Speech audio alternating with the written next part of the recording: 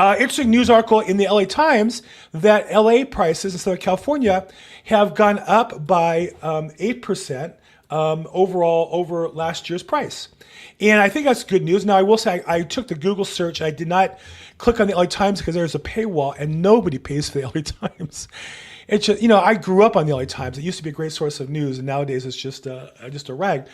But the stats they quoted online through Zillow were home prices are up 8% over a year ago. Now think about, if I offered you an investment that would go up 8%, right? That's better than the stock market has averaged over a long period of time. Not only that, you could borrow maybe at 6 or 6.5%, as much as you want at 8%. How much would you borrow? As much as you can.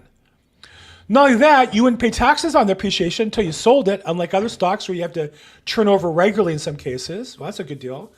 Not only that, real estate has some tax preferences. You can, if it's your house, defer some of the, or avoid some of the taxable income. If you die, you could pass it on without being passed on the taxable part.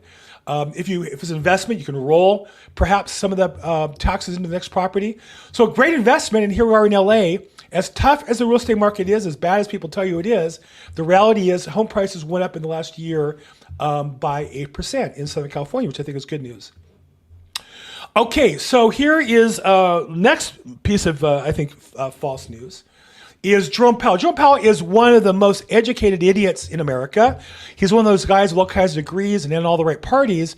He's worth a fortune. He's worth $30 to $50 million, telling the little people what we should do to get by in life.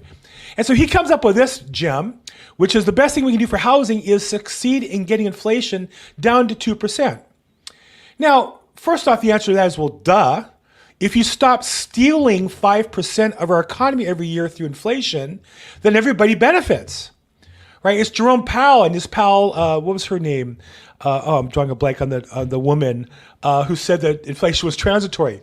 These are the idiots who allow our government, they give them a backdrop to allow them to spend money we don't have that causes inflation that robs all of us of our assets. The reason why we pay more groceries is because the federal government spent our money, put it in their pockets and their friends' pockets in preferred places. And then you have Jerome Powell, the educated moron, saying, well, the best thing we could do is keep inflation down to 2%. Well, duh. Stop stealing our money by spending money we don't have on programs that don't work, programs we don't need, and sending money to foreign countries in wars we don't need. If you stop stealing our money, of course, we'll have more. But there's Jerome Powell, and that's what passes for intelligence in today's market.